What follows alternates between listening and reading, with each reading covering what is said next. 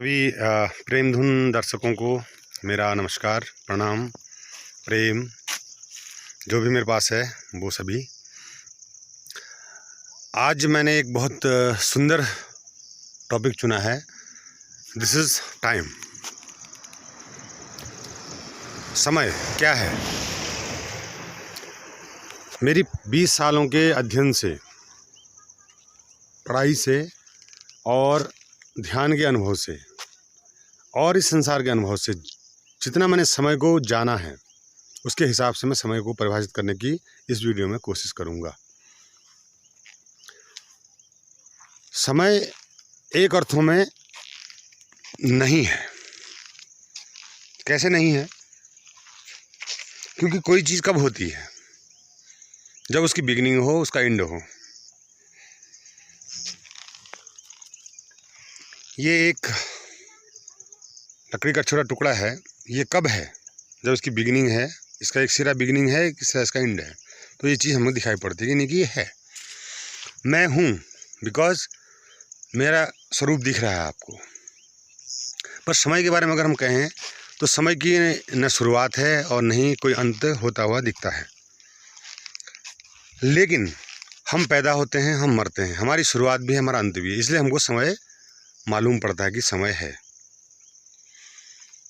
लेकिन असल में सत्य क्या है कि समय है या नहीं है? अगर समय नहीं है तो फिर गति भी नहीं है। क्योंकि समय के हिसाब से समय का जो दूसरा पहला पहलू आकाश, दूसरा समय, तीसरा गति, तीन जो मुख्य पहलू हैं, जिन तीन बम्बुओं पे संसार का तंबू टिका पड़ा है, उनमें से आकाश तो आप देख रहे हैं, आकाश है, आकाश का अस्तित्व है, क्योंकि आकाश में ही सारा कुछ समाया हुआ है। तो आकाश तो है, इसको आप देख सकते हैं, आकाश को आप महसूस कर सकते हैं कि what is space. You can see this is space. भले आपके हाथ में शून्य मिले, पर आप कह सकते हैं कि ये मेरे हाथों के बीच में जो है, दैट इज स्पेस, जबकि वहाँ कुछ भी नहीं है। तो ये तीनों ही जो हमारे टर्म हैं, समय, आकाश और गति, ये बहुत अद्भुत हैं। जो इनको समझ लेता है उसके लिए संसार फिर माया रह जाता है। उसके लिए संसार, अब लोग कहते हैं कि अविनाशी जी आप संसार को कहते हैं असार। हमको तो सार दिखाई देता है, सब कुछ दिखाई पड़ता है यहाँ पर, तो असार कैसे कहते हैं? अब मैं कहूँ कि आप अपने गहरे में जाइए तो आप समय, आकाश और गति का नतीजा है। आकाश था, है, रहेगा। आकाश के बाद उसमें पदार्थ उत्पन्न हुआ, पदार्थ ने गति करी, गति से फिर समय उत्पन्न हुआ, और समय से उत्पन्न हुआ सबसे बड़ा भ्रम जिसे कहते हैं माया। तो विष्णु भगवान की पत्नी को अगर समय कहा जाए, लक्ष्मी को अगर समय कहा जाए, तो अतिशयोक्ति नहीं होगी। भगवान यानी हमने उनको परिभाषित किया है किसी भी नाम से, माना विष्णु भगवान है, उनकी पत्नी लक्ष्मी वो समय है। विष्णु क्या है? पदार्थ भी हैं और ऊर्जा भी है, गति भी है, आकाश भी है, पर समय वो नहीं है। समय कौन है? उनकी पत्नी माया। समय को ईश्वर द्वारा बनाया नहीं गया, समय को रचा नहीं गया। समय स्वतः उत्पन्न हुई चीज़ है। यानी कि जब दो चीज़ें उत्पन्न हुई, आकाश और गति, तो समय खुद ब खुद आ गया। उसको कहीं से बुलाया नहीं गया। उसको कहते हैं कि आप उसको सृजन नहीं किया गया। समय हमारे सापेक्षता के जो सिद्धांत आइंस्टीन ने दिया था, वहाँ से समय का पहलू ज़्यादा क्लियर होता है कि एक चींटी है, उसके लिए समय अलग है, एक मक्खी के लिए समय अलग है, एक मधुमक्खी के लिए समय अलग है, एक विषाणु, वायरस, कीटाणु, उसके लिए समय अलग है, कीड़े के लिए समय अलग है। क्योंकि सापेक्ष, उनकी ज़िंदगी का सापेक्ष, उनके साइज का सापेक्ष अलग अलग है। मनुष्य के लिए समय अलग गति से दौड़ रहा है। तो कोई एक चीज़ इतने भागों में कैसे बढ़ सकती है? इसका मतलब वो भ्रम है। एक पौधा, एक वृक्ष होता है जो 3000-2000 साल बड़ा है, या कोई 300 साल 400 साल बड़ा है, तो उसके लिए समय अलग गति से चल रहा है। एक मनुष्य जिसकी उम्र 60-70 साल है, उसके लिए समय अलग गति से चल रहा है। तो समय के इतने आयाम हमारे पास हैं, तो अंत में मैं आपसे ये कहूँगा कि समय को जिसने समझ लिया कि समय नहीं है, तो उसके लिए फिर मृत्यु भी नहीं है, उसके लिए शाश्वत जीवन है, उसके लिए शाश्वत जीवन है, क्योंकि वो समय के आयाम से बाहर हो गया। उसने समझ लिया कि समय एक भ्रम है। तो जब भी अध्यात्म की बात आती है, आज के युग में मैं कहूँगा कि हमारे लिए अध्यात्म को समझना इतना सरल हो चुका है जितना पहले कभी नहीं रहा, क्योंकि विज्ञान ने इतनी खोजें कभी नहीं की, इतना आविष्कार नहीं किया, पदार्थ की इतनी सूक्ष्म अवस्था तक विज्ञान कभी नहीं गया, ऊपर ही ऊपर गया। लेकिन अब आज विज्ञान, क्वांटम थ्योरी, क्वांटम फिजिक्स, ये सारी चीज़ें हमारे सामने हैं। पदार्थ की अंतिम अवस्था, सूक्ष्म अवस्था सब हमारे सामने है। समय का जो है गणितीय निगमन हमारे सामने है, गति का गणितीय निगमन, फोर्स का गणितीय निगमन, गुरुत्वाकर्षण बल का गणितीय निगमन सब हमारे सामने है आज। तो इन सारे टर्म्स को समझने के बाद मैं इस नतीजे पर पहुंचा हूं, समय सापेक्ष है, समय का अस्तित्व नहीं है, समय सापेक्ष है। और समय बैंड भी होता है, मुड़ता भी है समय, यानी कि जिसको समय यात्रा आप कह सकते हैं। समय यात्रा में आप पीछे आगे कहीं भी जा सकते हैं, क्योंकि समय सापेक्ष है और समय का असल में कोई अस्तित्व पदार्थगत नहीं है। तो इस वीडियो के माध्यम से आपने समझा, और भी मैं कुछ आपको थोड़ा बहुत एग्जाम्पल इसमें दे सकता हूँ समय के बारे में।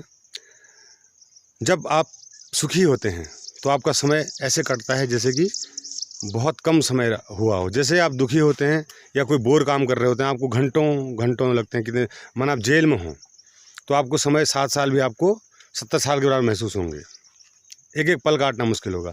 लेकिन आप एक सेलिब्रिटी हैं, आपके पास काम समय इतना बिल्कुल नहीं है काम करने के लिए, तो आपके लिए समय हुआ आपके लिए अनुपलब्ध जैसा लगेगा कि समय है ही नहीं, बहुत कम है समय मेरे पास, बहुत कुछ करना रह गया। अब यहाँ से एक टर्म आता है करना, कर्ता भाव। जिस व्यक्ति के अंदर कर्ता भाव गहरे से है, वो समय को नापेगा, देखेगा, समझेगा। पर जो कर्ता भाव से हट गया हो, उसके लिए समय भी हट जाएगा, उसके लिए समय भी नहीं रहेगा। समय शून्यता अगर जिस व्यक्ति की हो जाती है तो उसका अहंकार भी जाता रहता है, यानी कि समय के साथ ही जुड़ा अहंकार भी है। आपको अपना होना कब महसूस होता है? समय के आयाम में। तो जो चौथा आयाम समय वैज्ञानिकों द्वारा बताया गया है, जो आध्यात्मिक व्यक्ति इस समय के आयाम से पार चले जाता है, वो त्रिआयामी दुनिया से पार चले जाता है। वो त्रिआयामी दुनिया में रहकर भी सीधे 5वें आयाम में पहुंच जाता है, चौथे आयाम से सीधे 5वें आयाम में, जिसकी आयामगत व्याख्या मैं अब अपने आने वाले अगले वीडियोज़ में करूंगा।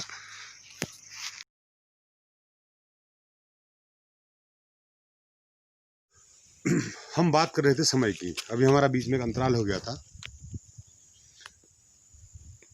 समय और शून्य दो चीज़ें हमारे सामने हैं। गणित का से देख हम शून्य को हम आज तक नहीं एक्सप्लेन कर पाए कि शून्य असल में है क्या, और नहीं समय को हमने काम चलाओ व्यवस्था के आधार पर उसको हमने एक फिक्स टाइम पे जो है रोटेशन, जैसे रिवॉल्यूशन होता है अर्थ का, सन का, और सन का अर्थ जो है सन के अराउंड घूम रही है, सन जो है गैलेक्सी के ब्लैक होल के चारों ओर जो है पूरे सोलर सिस्टम गति कर रहा है, जो हमारी इस गैलेक्सी का ब्लैक होल है। तो ऐसे ही बहुत सारी गैलेक्सियाँ, और ऐसे फिर ब्रह्मांड, फिर बहुत सारे ब्रह्मांड, फिर ब्रह्मांडों के भी ऊपर कुछ हो सकता है, ये कल्पना से परे का विषय है। तो फिलहाल हम उन भौतिक जो है इकाइयों पर आते हैं जिनसे अभी तक हमारा काम चल रहा है। हमारा काम समय से चल रहा है, हमने समय को मान लिया, तो हमारी जो गणितीय भौतिकी गणनाएँ हैं वो एकदम एक्यूरेट आ रही हैं।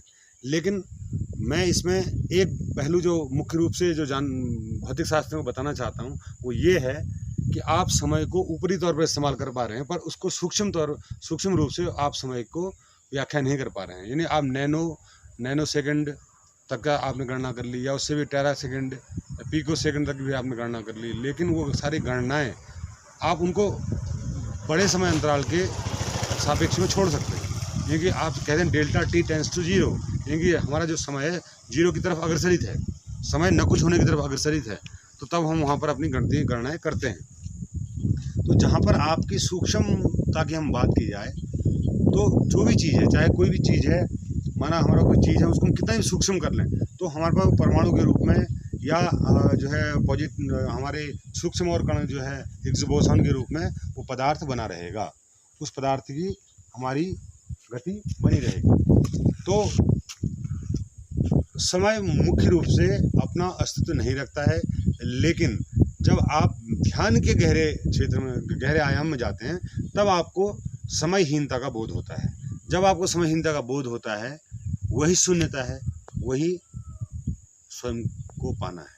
जब आपकी चेतना शून्य हो जाती है, शून्य को जीने लगती है, समझने लगती है, शून्य को जिया जा सकता है, समझा नहीं जा सकता है। समय को आप समझ भी पा रहे हैं, जी भी पा रहे हैं, लेकिन शून्य को, जैसे समय जब जीरो की तरफ अग्रसर होता है, यानी कि समय नहीं होता है, जहाँ पर आपका आकाश भी नहीं होता है, यानी कि आप आकाश को डिफाइन नहीं कर पाते हैं, ऐसी जो स्थिति है आपके चैतन्य मन की, वही स्थिति परम स्थिति है।